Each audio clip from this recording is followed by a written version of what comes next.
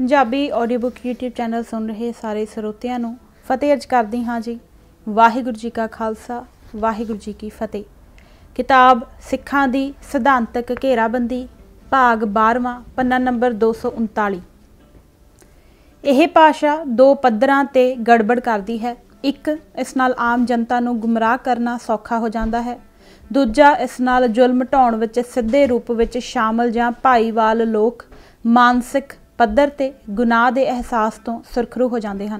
किसी व्यक्ति अंदर अलंकृत भाषा अनुसार सोचण ते अमल करन दी जिन्नी वध समर्था हुंदी है, वह अपने आप नूं व्यक्तिगत रूप विच उन्ने ही बेहतर ढंग नाल मानसिक तौर ते स्थिति मूजब ढाल लैंदा है। उदाहरण वजों जून 1984 विच भारती फौज के ਜਿਹੜੇ सिख जरनैलों ते जवानों ने श्री दरबार साहिब उत्ते हमले की कार्रवाई विच वध चढ़ के हिस्सा लिया, छल भरी भाषा की मदद नाल उन्हां नूं सचमुच ही यह गल जचा दित्ती गई सी कि संत जरनैल सिंह पिंडरावाले ते उसके जुझारू साथी दरबार साहिब की पवित्रता ते मर्यादा भंग करन अते दुश्मन देश पाकिस्तान की शह ते कौम विरोधी साजिशां नूं अंजाम देण दा घोर अपराध कर रहे सन। पूरब आधुनिक दौर अंदर झूठ ते कपट की खेड इन्नी निपुणता नाल नहीं खेडी जा सकती सी, क्योंकि उदों भाषा ते प्रापेगंडे की तकनीक इन्नी विकसित नहीं सी। इस भाषा की वरतों नाल प्रापेगंडे की काट बेहद वध जाती है। आधुनिक विज्ञान ते तकनोलॉजी ने मानवता के खिलाफ घिनौने जुल्मां की मार ते समर्था विच ही असीम वाधा नहीं किया। इस दे नालों नाल इन्हां नूं वाजिब ठहराउण लई प्रापेगंडे की तकनीक ते मशीनरी भी पूर्णता की हद तक विकसित हो गई है। अंग्रेजी का यह अखाण कि पहला कुत्ते नूं बदनाम करो ते फिर उहनूं जानो मार मुकाओ आधुनिक युग के प्रचलित दस्तूर की सही तर्जमानी करता है। भाव कुत्ते का सच्ची मुच्ची बुरे होना जरूरी नहीं है। जे भाषा की कारीगरी नाल उसनूं बुरा साबित किया जा सकता है तो उसनूं मारना पूरी तरह जरूरी ते वाजिब दर्शाया जा सकता है। इस भाषा की मदद नाल लोकां दे किसी वर्ग नूं दुश्मन श्रेणी विच शामिल करना सुखाला हो जाता है। असलीयत विच तां उन्हां नूं लोकां दी श्रेणी विचों ही खारज कर दिता जाता है। फिर उन्हां उत्ते भैड़े तो भैड़ा जुल्म ढाउणा भी जरूरी ते योग बन जाता है। इस तरह जुल्म ते तशद्दद के कारनामे कबूलन योग ते साधारण जही क्रिया जापण लग पैंदे हन। मध्य युग जिन्हों बर्बरता का प्रतीक कहा जाता है, अंदर यह सब कुछ संभव नहीं सी, पर अजोके सभ्यता के युग अंदर यह एक आम जही रोज़मर्रा की गल बन गई है। ਜਿਹੜੀ गल आम जही बन जाए वह चुभणों हट जाती है, उसके खिलाफ मना अंदर रोह पैदा नहीं होंदा। अजोके युग नूं विचारधारा का युग भी कहा जाता है। विचारधारावां दीआं राजसी लोड़ां वड्डे जुल्मी साकियां नूं ना सिर्फ जरूरी सगों वाजिब बना दिंदियां हन। इतिहासक लोड़ दे पैकेज हेठां मानवता के नां ते जमहूरीयत, सैकुलरिज्म, सोशलिज्म जां अजिहे ही किसी होर इज़म के नां ते कौमी सुरक्षा, विज्ञानक इतिहास, तकनीकी विकास ते तरक्की के नां ते मानवता के खिलाफ बेहद घिनौने अपराध कीते ते योग ठहराए जाते हैं। इस सारे कुछ नूं वेखदिआं कुछ विद्वान इस तलख निर्णय ते पहुंचे हैं कि पिछली 20वीं सदी अंदर सब नालों वड्डे मनुखी कतलेआम ते हौलनाक कारे उन्हां समाजां अंदर ही वापरे जां उन्हां ही समाजां ने वरताए हैं जिन्हां अंदर विचारधारावां दा प्रताप बेहद ज़्यादा है ते वह जीवन के सारे खेत्रां अंदर पसरियां हुईयां हन। खास करके अजिहियां विचारधारावां जिहड़ियां किसी भी वनगी दी धार्मिक, नस्ली, सभ्याचारक जां विचारधारक तंग सोचनी नूं बल बख्शदियां हन। अजिही विचारधारा का लेबल कोई भी होवे, फाशीवाद, नाजीवाद, ब्राह्मणवाद, नस्लवाद, मार्क्सवाद, उदारवाद, गलबामुखी राष्ट्रवाद वगैरह वगैरह। इस संदर्भ विच सिख फलसफे की विलक्षणता नूं समझना, इसनूं शुद्ध रूप विच ग्रहण करना ते इसनूं अमल विच साकार करना बेहद अहम है। धर्म दे तर्कवादी निंदकां वल्लों यह गल आम कही जाती है कि धर्म नूं स्वार्थी लोकां वल्लों जिवें मर्जी वरत लिया जाता है, पर विज्ञान के मामले विच यह गल दुगणी सही है। इसनूं धर्म ते कानून नालों भी वध के जिन्ने मर्जी भैड़े मंतवां लई ना सिर्फ वरतिया जा सकता है, सगों शैतानी भरी अलंकृत भाषा नाल इसनूं जरूरी ते पूरा वाजिब भी ठहराया जा सकता है। इस अंदर अजिही कोई वजूद समोई मनुखी सीमा नहीं जो इसकी विनाशकारी समर्था उत्ते अंकुश ला सके। विग्यान का यह लक्षण इसनूं धर्म नालों किते ज़्यादा कपटपूर्ण ते खतरनाक बनाउंदा है। इस करके विग्यान विच अन्ना विश्वास प्रगट करना धार्मिक कट्टरता नालों किसी भी दृष्टि तो वखरा नहीं, सगों वध हानिकारक है। मनुख अंदर लुट खसुट ते दाबे की प्रवृत्ति आद अनाद है, पर आधुनिक पश्चिमी सभ्यता के पैदा होण ते पक्के पैरी हो जाण तो पहलां इतिहास अंदर इन्हां प्रवृत्तियां नूं उत्साहित करन वाला फलसफा ते माहौल नसीब नहीं सी हुंदा। इन्हां नूं माड़ा समझ के निंदिया जांदा सी, पर आधुनिक युग अंदर इन्हां विकारां ते करुचियां नूं उत्साहित करन वाला फलसफा ते माहौल मिल गए हैं, जिस करके इन्हां दा कोई हद बन्ना नहीं रहा। 6वां विलक्षणतावां दा निषेध। हक्सर वल्लों सुझाए ज्ञान के मार्ग का एक होर खास लक्षण यह है कि आधुनिक सभ्यता विलक्षणतावां प्रति तिरस्कार ते इनकार का रवैया धारण करती है। सभ्याचारक वन सुवंता नूं स्वीकार करन ते इस दी कदर करन दी बजाय इसनूं दबाउण ते कुचलन दे यतन कीते जांदे हन। यह मनोरथ निरापुरा राजसी नीतियां ते प्रशासनिक उपावां दे जरिए ही हासिल नहीं किया जाता। इस विच ज्ञान प्रबंध की भूमिका उगड़वें रूप विच प्रगट हुंदी है। आधुनिक राज्यां अंदर प्रतੱਖਵਾਦੀ अनुभव की विलक्षणता ते विभिन्नता नूं अते इस नाल परुची रोज़मर्रा की भाषा नूं दबाउण दे पुरजोर यतन कीते जांदे हन। तरकशील समग्रतावादी विचारधारा विशेषां नूं विस्तृत श्रेणियां दे अधीन करके विभिन्नता नूं एकता विच तब्दील कर दिंदी है। यह रुचि सभ्याचारक वखरेविਆਂ दे मामले विच वध उगड़वें रूप विच प्रगट हुंदी है। वेखण विच जरा औखे ते गुंझलदार जापदे इस सूत्रीकरण नूं एक ठोस मिसाल के हवाले नाल सौखी तरह समझिया जा सकता है। संसार अंदर धर्मां दीआं अनेकां वनगियां हन। कुछ बहुत ही आम जिहे लक्षणां की सांझ के बावजूद हर धर्म की अपनी विलक्षणता ते विशेषता है। कुछ धर्मां जिवें कि सिख धर्म के मामले विच तां यह विलक्षणता बहुत ही उगड़वी ते बेहद अहम है, पर आधुनिक ज्ञान की रीत जिन्हों विग्यानक कह के वड्याया जाता है अनुसार संसार के समुचे मजहबां नूं धर्म की इक्को सांझी विस्तृत श्रेणी विच नरड़ दिता गया है। धर्म की एक आम ते सांझी परिभाषा घड़ लई ते प्रचलित कर दी गई है। धर्म बारे आम धारनावां सिरजियां ते व्यापक पैमाने ते प्रचारियां फैलाईयां गईयां हन।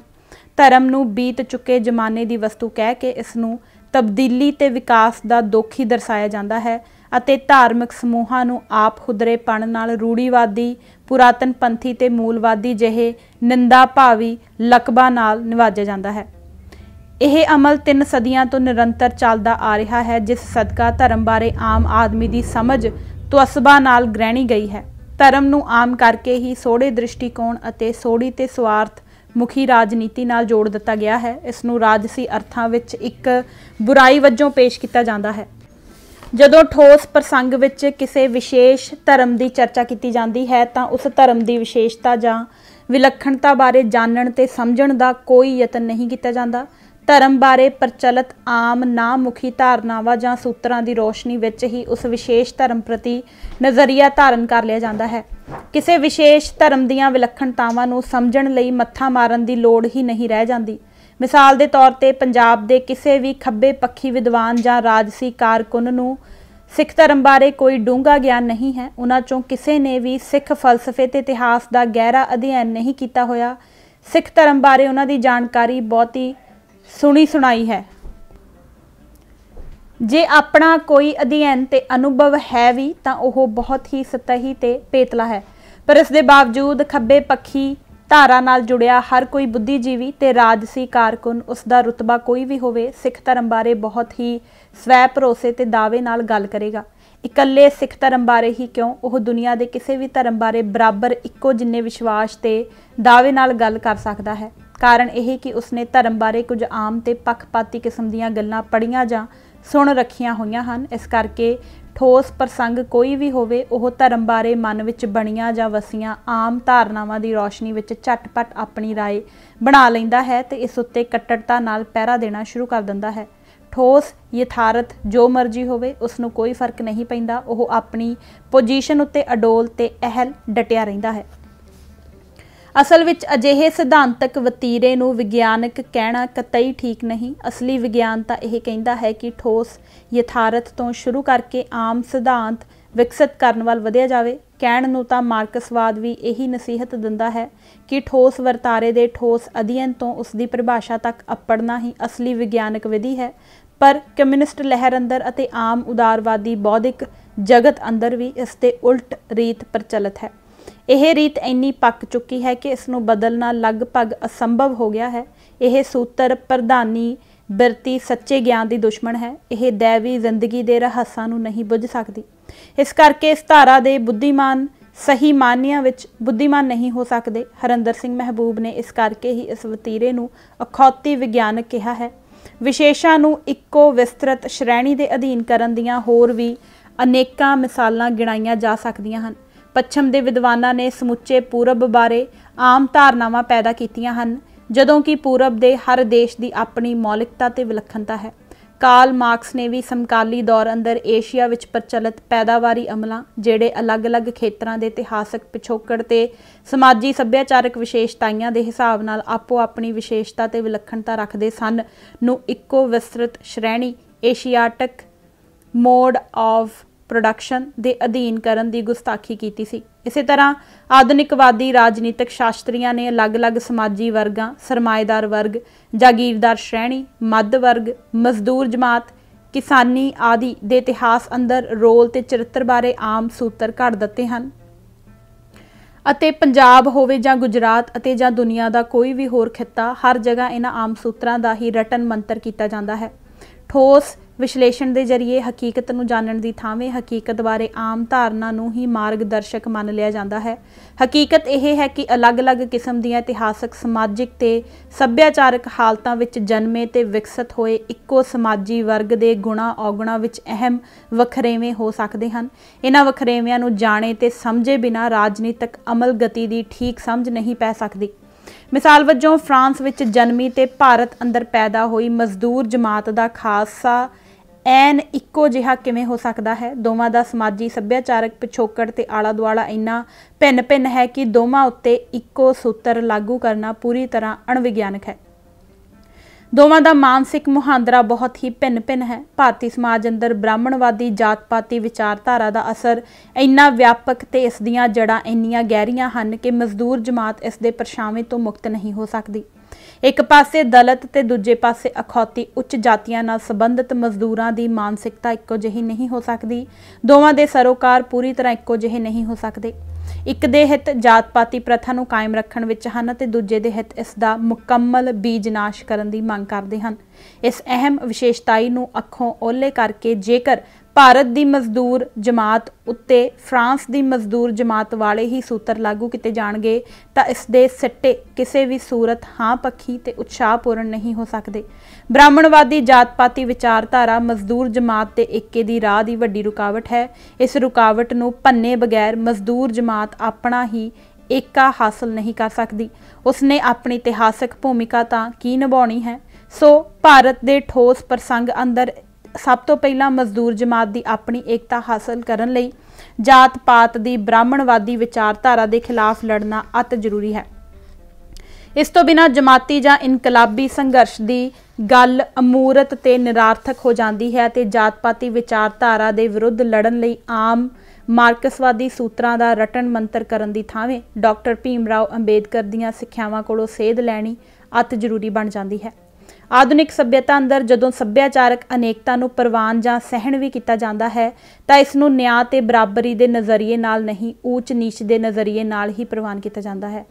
ਭਾਰੂ ਵਰਗ ਆਪਣੀਆਂ ਕਦਰਾਂ ਕੀਮਤਾਂ, ਸੱਭਿਆਚਾਰ ਤੇ ਰੀਤੀ ਰਿਵਾਜਾਂ ਨੂੰ ਸਟੈਂਡਰਡ ਮੰਨ ਕੇ ਦੂਸਰਿਆਂ ਦੀ ਹੈਸੀਅਤ ਤੈਅ ਕਰਦਾ ਹੈ।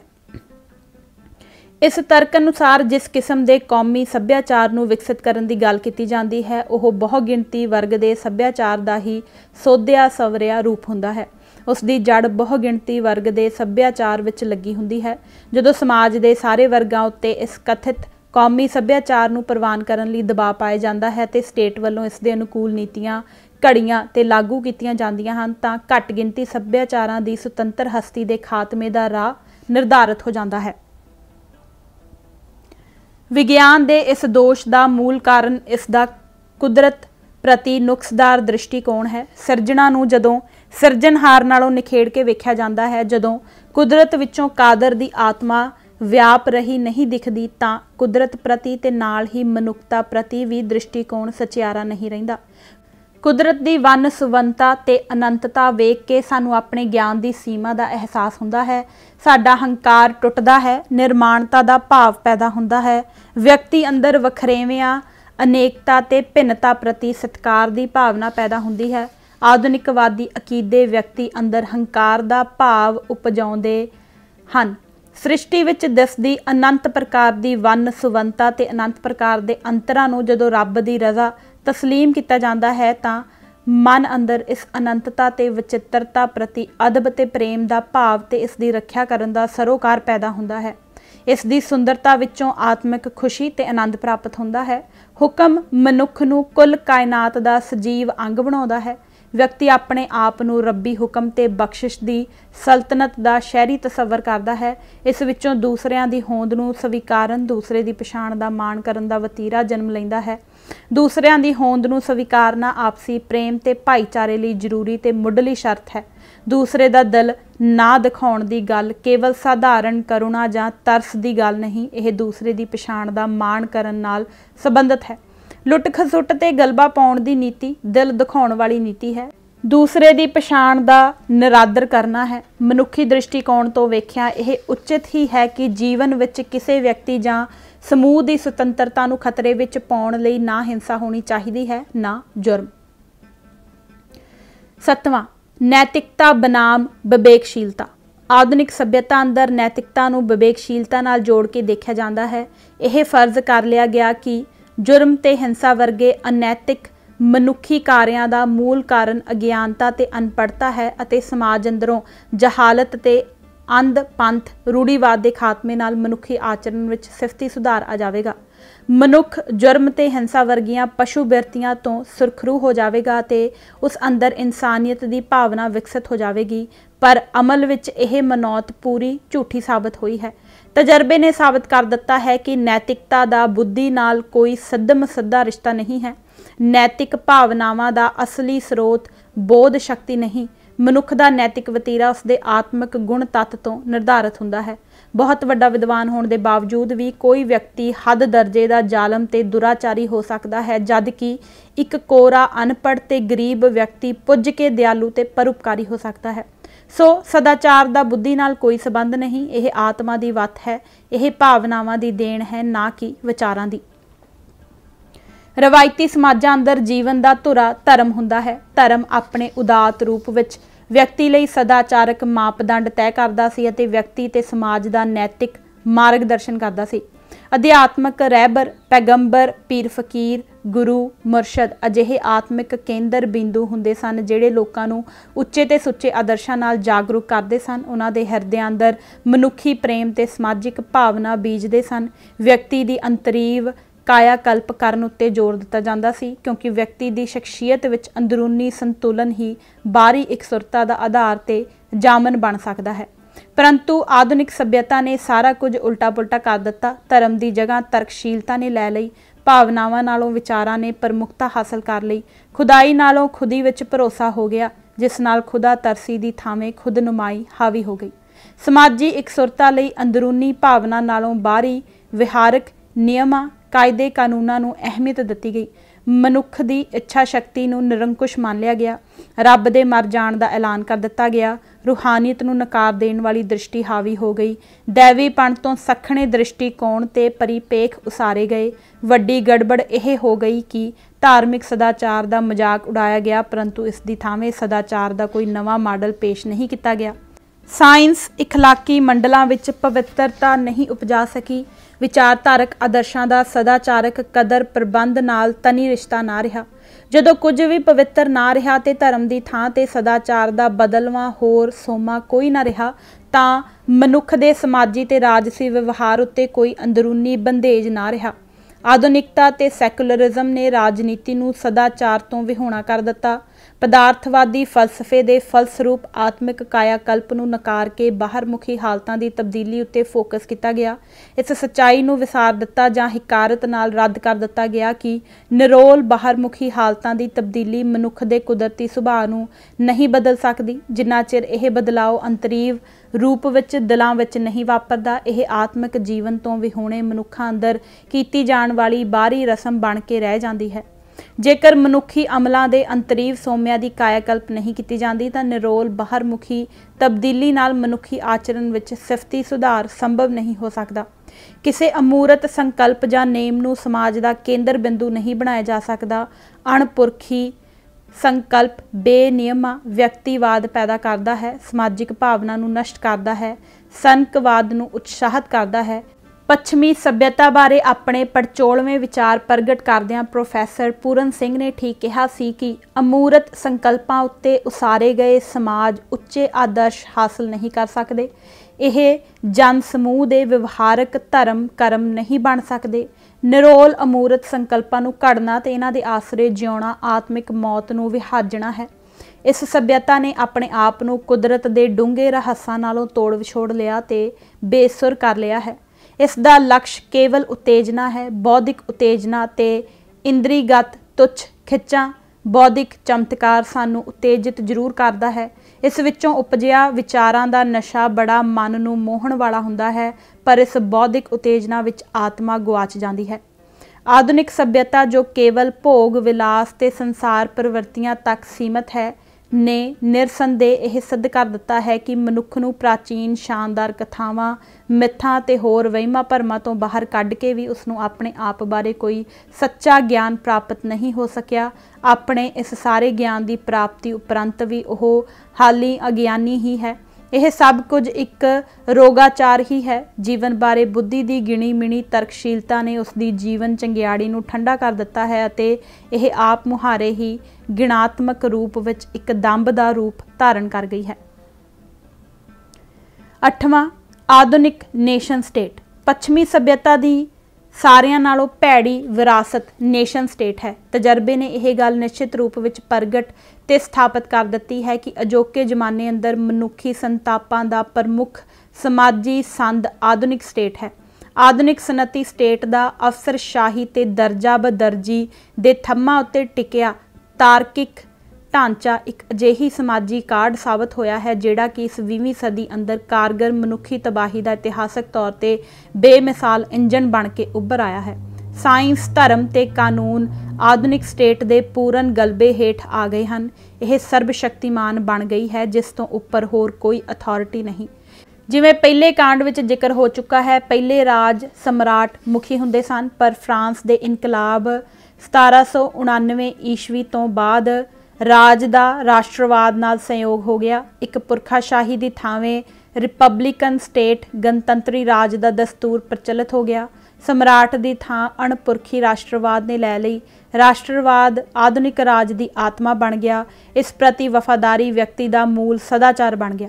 ਰਾਜ ਦੀ ਤਕੜਾਈ ਰਾਸ਼ਟਰਵਾਦ ਦੀ ਮਜ਼ਬੂਤੀ ਨਾਲ ਜੁੜ ਗਈ। ਸਦੀਵੀ ਅਸੁਰੱਖਿਆ ਦੀ ਭਾਵਨਾ ਚੋਂ ਰਾਸ਼ਟਰ ਨਿਰਮਾਣ ਨੇਸ਼ਨ ਬਿਲਡਿੰਗ ਦਾ ਸਥਾਈ ਏਜੰਡਾ ਤੈਅ ਹੋ ਗਿਆ। ਇਸ ਨਾਲ ਆਧੁਨਿਕ ਰਾਜ ਦੀ ਵਹਿਸ਼ਤ ਨਵਾਂ ਆਕਾਰ ਪਸਾਰ ਗ੍ਰਹਿਣ ਕਰ ਗਈ। ਇਸ ਦੀ ਵਿਨਾਸ਼ਕਾਰੀ ਸਮਰੱਥਾ ਦਾ ਕੋਈ ਹੱਦ ਬੰਨਾ ਨਾ ਰਿਹਾ। ਹਿੰਸਾ ਤੇ ਜੰਗ ਇਸ ਦੇ ਵਜੂਦ ਦਾ ਅੰਗ ਬਣ ਗਏ। ਨੇਸ਼ਨ ਦੀ ਸਿਰਜਣਾ ਕਰਨ ਲਈ ਹਰ ਕਿਸਮ ਦੇ ਅੰਦਰੂਨੀ ਇਨਕਾਰ ਨੂੰ ਦਬਾਉਣ ਤੇ ਵਿਰੋਧ ਨੂੰ ਬੇਕਿਰਕੀ ਨਾਲ ਕੁਚਲਣ ਲਈ ਹਿੰਸਾ ਦੀ ਅੰਨੀ ਵਰਤੋਂ ਕਰਨਾ ਨੇਸ਼ਨ ਸਟੇਟ ਦੀ ਅਤ ਜ਼ਰੂਰੀ ਰਾਜਸੀ ਲੋੜ ਬਣ ਗਈ। ਨੇਸ਼ਨ ਦੀ ਸਿਰਜਣਾ ਦੇ ਅਮਲ ਨੂੰ ਰੈਲਾ ਕਰਨ ਜਾਂ ਕੌਮੀ ਹਿੱਤਾਂ ਦੀ ਰੱਖਿਆ ਕਰਨ ਦੇ ਛਲ ਪੂਰਵਕ ਬਹਾਨੇ ਘੜ ਕੇ ਬਾਹਰੀ ਜੰਗ ਛੇੜ ਦੇਣਾ ਅਤੇ ਮਾਸੂਮ ਲੋਕਾਂ ਨੂੰ ਇਸ ਨਿਹੱਕੀ ਜੰਗ ਦੀ ਭੱਠੀ ਵਿੱਚ ਝੋਕ ਦੇਣਾ ਆਧੁਨਿਕ ਸਟੇਟ ਲਈ ਆਮ ਤੇ ਸਾਧਾਰਨ ਕਰਮ ਬਣ ਗਿਆ ਹੈ। ਨੇਸ਼ਨ ਸਟੇਟ ਦੀ ਹਿੰਸਾ ਇਸ ਦਾ ਰੁਖ ਬਾਹਰ ਵੱਲ ਹੋਵੇ ਜਾਂ ਅੰਦਰ ਵੱਲ ਜਵਾਬੀ ਹਿੰਸਾ ਨੂੰ ਸੱਦਾ ਦਿੰਦੀ ਹੈ। ਇਸ ਤਰ੍ਹਾਂ ਹਿੰਸਾ ਤੇ ਜਵਾਬੀ ਹਿੰਸਾ ਦਾ ਕੁਲਹਿਣਾ ਸਿਲਸਿਲਾ ਸ਼ੁਰੂ ਹੋ ਜਾਂਦਾ ਹੈ। ਮਾਨਵਵਾਦੀ ਸਰੋਕਾਰਾਂ ਤੇ ਵੱਡੇ ਵਿਜ਼ਨ ਦ੍ਰਿਸ਼ਟੀ ਤੋਂ ਸੱਖਣੀ ਹਿੰਸਾ ਬਹੁਤ ਉਜਾੜਾ ਕਰਦੀ ਹੈ। ਇਸ ਨਾਲ ਮਨੁੱਖਤਾ ਦਾ ਚਿਹਰਾ ਵਿਲੁੰਦਰਿਆ ਜਾਂਦਾ ਹੈ, ਆਤਮਾ ਕਰੂਪ ਹੋ ਜਾਂਦੀ ਹੈ, ਸਮੁੱਚਾ ਢਾਂਚਾ ਰੋਗ ਗ੍ਰਸਤ ਹੋ ਜਾਂਦਾ ਹੈ। ਆਧੁਨਿਕ ਸਟੇਟ ਨੇ ਆਧੁਨਿਕ ਵਿਗਿਆਨ ਤੇ ਤਕਨੋਲੋਜੀ ਨਾਲ ਗੂੜੀ ਸਾਂਝ ਸਥਾਪਿਤ ਕਰ ਲਈ ਹੈ। ਅਜੋਕੇ ਯੁੱਗ ਅੰਦਰ ਸਟੇਟ ਨੂੰ ਮਜ਼ਬੂਤ ਕਰਨ ਦਾ ਮਤਲਬ ਮੂਲ ਰੂਪ ਵਿੱਚ ਇਸ ਨੂੰ ਵਿਗਿਆਨ ਤੇ ਤਕਨੋਲੋਜੀ ਦੀ ਮਦਦ ਨਾਲ ਹੋਰ ਜ਼ਿਆਦਾ ਜ਼ੁਲਮ ਢਾਉਣ ਦੇ ਕਾਬਲ ਬਣਾਉਣਾ ਹੈ। ਆਧੁਨਿਕ ਮਾਡਰਨ ਤੇ ਰਵਾਇਤ ਦੀ ਟੱਕਰ ਵਿੱਚ ਸਟੇਟ ਨੇ ਪੂਰੀ ਤਰ੍ਹਾਂ ਆਧੁਨਿਕ ਦਾ ਪੱਖ ਮੱਲ ਲਿਆ ਹੋਇਆ ਹੈ।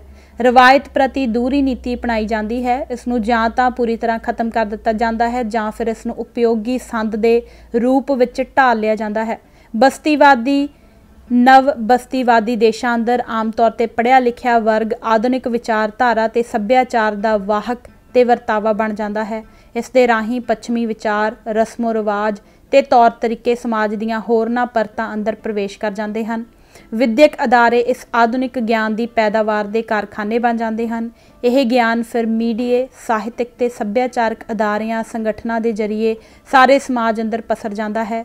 ਪੰਜਾਬ ਅੰਦਰ ਇਹ ਪੜ੍ਹਿਆ ਲਿਖਿਆ ਵਰਗ ਹੀ ਪੱਛਮੀ ਗਿਆਨ ਦੀਆਂ ਅਲੱਗ-ਅਲੱਗ ਪ੍ਰਣਾਲੀਆਂ, ਵਿਅਕਤੀਮੁਖੀ ਉਦਾਰਵਾਦ ਤੇ ਸਮਾਜਵਾਦ ਦਾ ਵਾਹਕ ਬਣਿਆ। ਇਤਿਹਾਸ, ਰਾਜਨੀਤੀ ਵਿਗਿਆਨ, ਸਮਾਜ ਸ਼ਾਸਤਰ, ਅਰਥ ਸ਼ਾਸਤਰ, ਮਾਨਵ ਵਿਗਿਆਨ, ਧਰਮ ਅਧਿਐਨ, ਸਾਹਿਤ ਤੇ ਕਲਾ ਆਦਿ ਸਾਰੇ ਖੇਤਰਾਂ ਅੰਦਰ ਪੱਛਮੀ ਗਿਆਨ ਪ੍ਰਬੰਧਾਂ ਦੀ ਸਰਬ ਪ੍ਰਧਾਨਤਾ ਸਥਾਪਿਤ ਕਰਨ ਵਿੱਚ ਇਸ ਵਰਗ ਨੇ ਹੀ ਮੁੱਖ ਭੂਮਿਕਾ ਨਿਭਾਈ। ਪੱਛਮੀ ਗਿਆਨ ਪ੍ਰਬੰਧਾਂ ਦੀ ਸਰਬ ਪ੍ਰਧਾਨਤਾ ਸਥਾਪਿਤ ਕਰਨ ਦਾ ਭਾਵ ਰਵਾਇਤੀ ਗਿਆਨ ਪ੍ਰਬੰਧਾਂ ਨੂੰ ਹਾਸ਼ੀਆਗ੍ਰਸਤ ਕਰਨਾ ਹੈ। ਇਸੇ ਤਰ੍ਹਾਂ ਹੀ ਹੋਇਆ। ਕਿਤਾਬਾਂ ਦੇ ਵਿਸ਼ੇ ਤੇ ਮੁਹਾਂਦਰੇ ਬਦਲ ਜਾਂਦੇ ਹਨ। ਰਵਾਇਤੀ ਸਾਹਿਤ ਨੂੰ ਪੁਰਾਣਾ, ਮੱਧਕਾਲੀ ਤੇ ਵੇਲਾ ਵਿਹਾ ਚੁੱਕਾ ਕਰਾਰ ਦੇ ਕੇ ਇਸ ਦੀ ਕਦਰ ਘਟਾਈ ਜਾਂਦੀ ਹੈ। ਇਸ ਨੂੰ ਨੁਕਰੇ ਲਗਾ ਦਿੱਤਾ ਤੇ ਹੌਲੀ-ਹੌਲੀ ਅਲੋਪ ਕਰ ਦਿੱਤਾ ਜਾਂਦਾ ਹੈ। ਇਸ ਦੀ ਜਗ੍ਹਾ ਨਵਾਂ ਤੇ ਆਧੁਨਿਕ ਸਾਹਿਤ ਲੈ ਲੈਂਦਾ ਹੈ। ਇਸ ਨੂੰ ਆਧੁਨਿਕ ਤੇ ਅਗਾਂਹ ਵਧੂ ਕਹਿ ਕੇ ਲੋਕਾਂ ਦੇ ਮਨਾਂ ਅੰਦਰ ਇਸ ਦੀ ਪੈਂਠ ਬਣਾਈ ਜਾਂਦੀ ਹੈ। ਕਿਤਾਬਾਂ, ਨਾਟਕਾਂ, ਫਿਲਮਾਂ ਤੇ ਗੀਤ ਸੰਗੀਤ ਦੇ ਜ਼ਰੀਏ ਸੱਭਿਆਚਾਰ ਦਾ ਮੂੰਹ ਮੱਥਾ ਵਿਗਾੜ ਦਿੱਤਾ ਜਾਂਦਾ ਹੈ। ਨਵੇਂ ਸੰਕਲਪ ਤੇ ਨਵੀਂ ਸ਼ਬਦਾਵਲੀ ਪ੍ਰਚਲਿਤ ਕਰ ਦਿੱਤੀ ਜਾਂਦੀ ਹੈ, ਜਿਹੜੀ ਹੌਲੀ-ਹੌਲੀ ਲੋਕਾਂ ਦੇ ਮੂੰਹਾਂ ਤੇ ਚੜ੍ਹ ਜਾਂਦੀ ਹੈ। ਆਧੁਨਿਕੀਕਰਨ ਨੂੰ ਕਲਿਆਣਕਾਰੀ ਮਿਸ਼ਨ ਦੀ ਭਾਵਨਾ ਨਾਲ ਲਿਆ ਜਾਂਦਾ ਹੈ। ਇਸ ਨੂੰ ਧਾਰਮਿਕ ਕਰਤੱਵ ਦੀ ਸਪਿਰਿਟ ਨਾਲ ਲਾਗੂ ਕੀਤਾ ਜਾਂਦਾ ਹੈ। ਇਸ ਵਾਸਤੇ ਹਰ ਗੁਨਾਹ ਵਾਜਿਬ ਠਹਿਰਾਇਆ ਤੇ ਮਾਫ ਕਰ ਦਿੱਤਾ ਜਾਂਦਾ ਹੈ।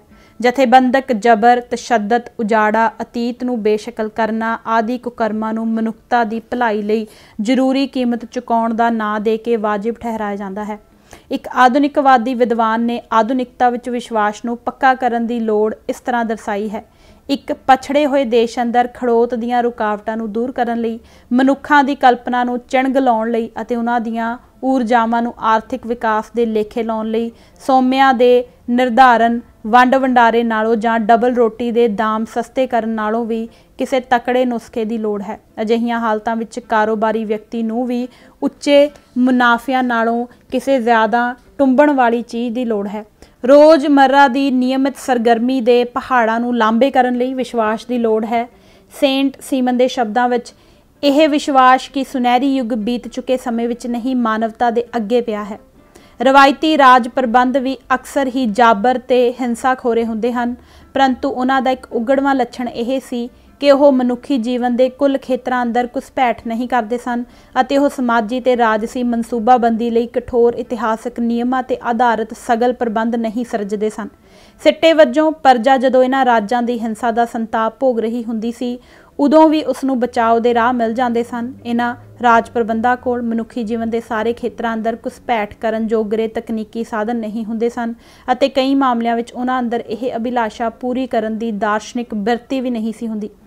ਇਸ ਦੀ ਤੁਲਨਾ ਵਿੱਚ ਆਧੁਨਿਕ ਰਾਜ ਆਪਣੀ ਵਿਚਾਰਧਾਰਾ ਤੇ ਅਮਲੀ ਸਮਰੱਥਾ ਦੋਨੋਂ ਹੀ ਪੱਖਾਂ ਤੋਂ ਰਵਾਇਤੀ ਰਾਜਾਂ ਨਾਲੋਂ ਕਿਤੇ ਜ਼ਿਆਦਾ ਬਲਸ਼ਾਲੀ ਤੇ ਫਨਾਹਕਾਰੀ ਬਣ ਗਏ ਹਨ। ਉਹ ਆਧੁਨਿਕ ਤਕਨੋਲੋਜੀ, ਮੈਨੇਜਮੈਂਟ ਤੇ ਸੂਚਨਾ ਕੰਟਰੋਲ ਦੇ ਜ਼ਰੀਏ ਪਰਜਾ ਦੇ ਬਚਾਓ ਦੇ ਸਾਰੇ ਰਸਤੇ ਬੰਦ ਕਰ ਦਿੰਦੇ ਹਨ। ਆਧੁਨਿਕ ਸਟੇਟ ਦੇ ਸੰਕਲਪ ਨੇ ਬੇਉੜਕ ਸੰਸਥਾਗਤ ਸ਼ਕਤੀ ਹਾਸਲ ਕਰ ਲਈ ਹੈ ਅਤੇ ਸੰਕਲਪ ਨੇ ਸਰਬ ਪ੍ਰਵਾਨਿਤ ਸਿਆਣਪ ਦਾ ਦਰਜਾ ਹਾਸਲ ਕਰ ਲਿਆ ਹੈ। ਇਹ ਆਮ ਬੁੱਧੀ ਦਾ ਪ੍ਰਮਾਣਿਕ ਅੰਗ ਬਣ ਗਿਆ ਹੈ। ਇਹ ਯਕੀਨ ਕਰ ਲਿਆ ਜਾਂਦਾ ਹੈ ਕਿ ਸਟੇਟ ਕੁਝ ਦ੍ਰਿੜ ਸਥਿਰ ਸਰਬਲੌਕਿਕ ਸਮਾਜੀ ਵਿਗਿਆਨਕ ਨਿਯਮਾਂ ਅਨੁਸਾਰ ਕੰਮ ਕਰਦੀ ਹੈ। ਆਧੁਨਿਕ ਸਟੇਟ ਨੂੰ ਵਿਗਿਆਨ ਤੇ ਤਕਨੋਲੋਜੀ ਦਾ ਵਿਕਾਸ ਕਰਨ ਵਾਲੀ ਅਤੇ ਮਾਨਵਤਾ ਦੇ ਭਲੇ ਲਈ ਉਪਯੋਗੀ ਹੋਣ ਵਾਲੀ ਏਜੰਸੀ ਤਸੱਵਰ ਕੀਤਾ ਜਾਂਦਾ ਹੈ। ਇਸ ਨੂੰ ਤਰਕਸ਼ੀਲਤਾ ਦੇ ਅਸੂਲ ਦੀ ਪ੍ਰਤੀਨਿਧ ਅਤੇ ਸਮਾਜ ਦਾ ਧਰਮ ਨਿਰਲੇਪਵਾਦੀ ਕਾਇਆਕਲਪ ਕਰਨ ਦਾ ਵਸੀਲਾ ਮੰਨਿਆ ਜਾਂਦਾ ਹੈ। ਸਟੇਟ ਉੱਤੇ ਭਾਰੂ ਵਰਗਾਂ ਨੂੰ ਆਧੁਨਿਕੀਕਰਨ ਦੇ ਪ੍ਰਤੀਨਿਧ ਅਤੇ ਕੌਮੀ ਸੁਰੱਖਿਆ ਦੇ ਜਾਮਨ ਸਮਝਿਆ ਜਾਂਦਾ ਹੈ।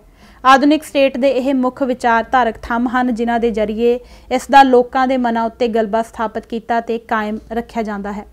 ਆਧੁਨਿਕ ਸਟੇਟ ਸਭਨਾ ਗੈਰ ਆਧੁਨਿਕ ਗਿਆਨ ਪ੍ਰਬੰਧਾਂ ਉੱਤੇ ਹਮਲੇ ਦਾ ਮੁੱਖ ਸਰੋਤ ਤੇ ਸਾਧਨ ਬਣ ਗਈ ਹੈ। ਇਹ ਗਿਆਨ ਦੀ ਅਨੇਕਤਾ ਨੂੰ ਕੈਰੀ ਨਜ਼ਰ ਨਾਲ ਵੇਖਦੀ ਤੇ ਇਸ ਉੱਤੇ ਹੱਲਾ ਬੋਲਦੀ ਹੈ।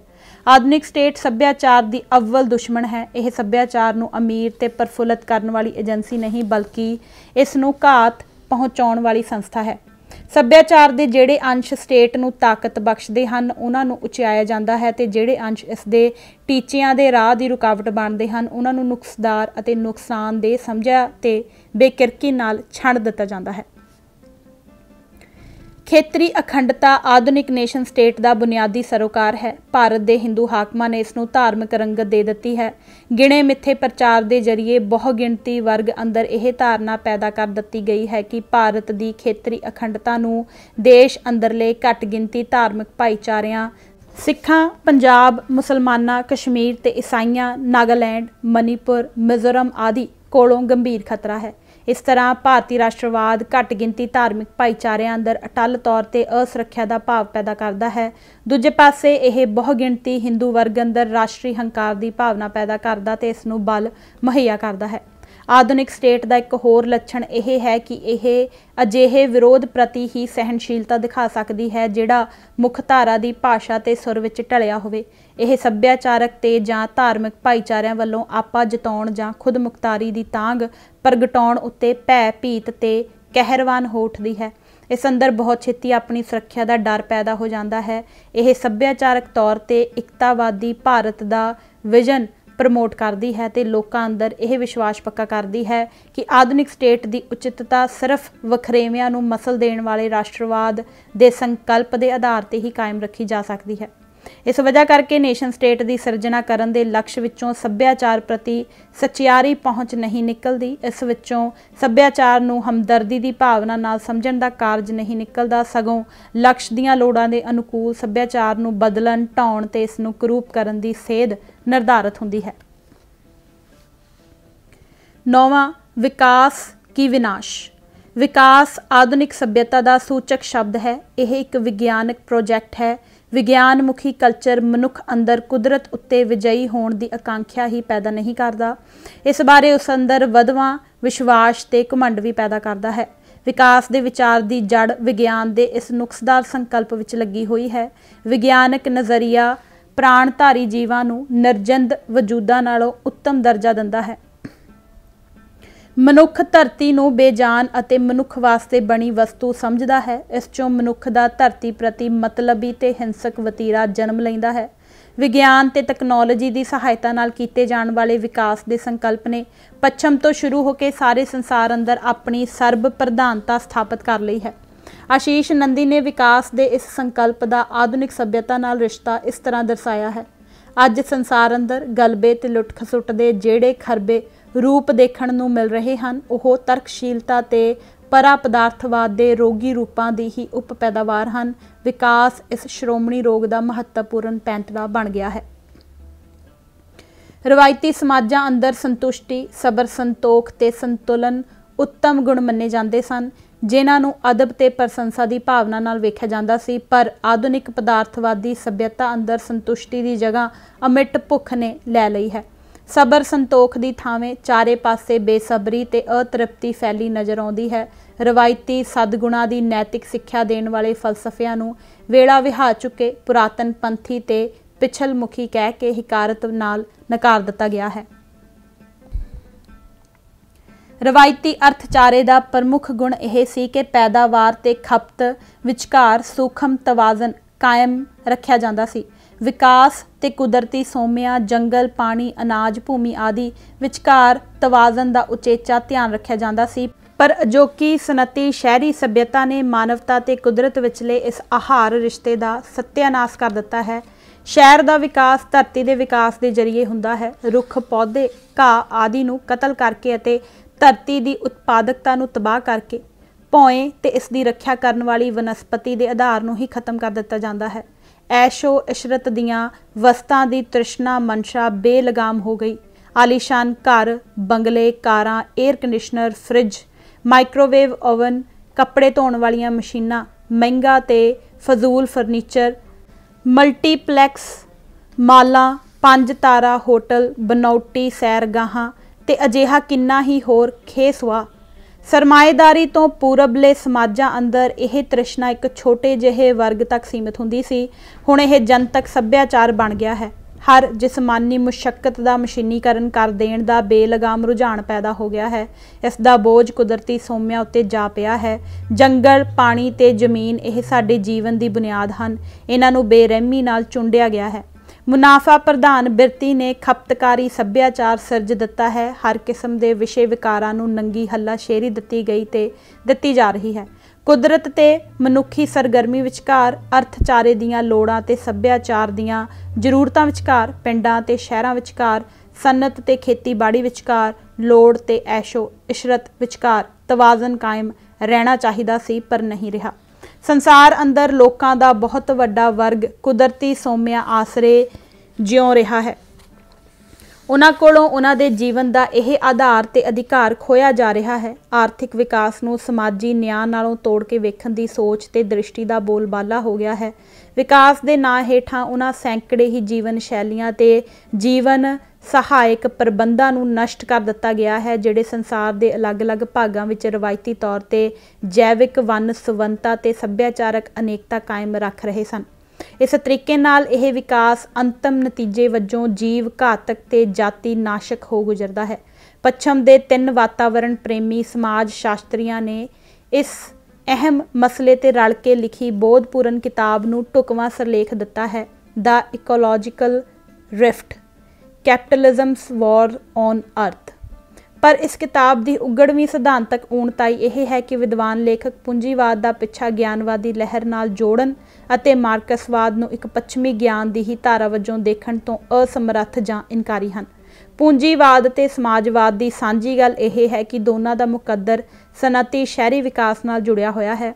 यह सनअती शहरी विजन ही समस्या की जड़ है। 1.5 सदी तो वधेरे समा हो गया है जदों अमरीका अंदर सिएटल तो मूल बाशिंदियां नूं जबरदस्ती बेदखल कर दिता गया सी।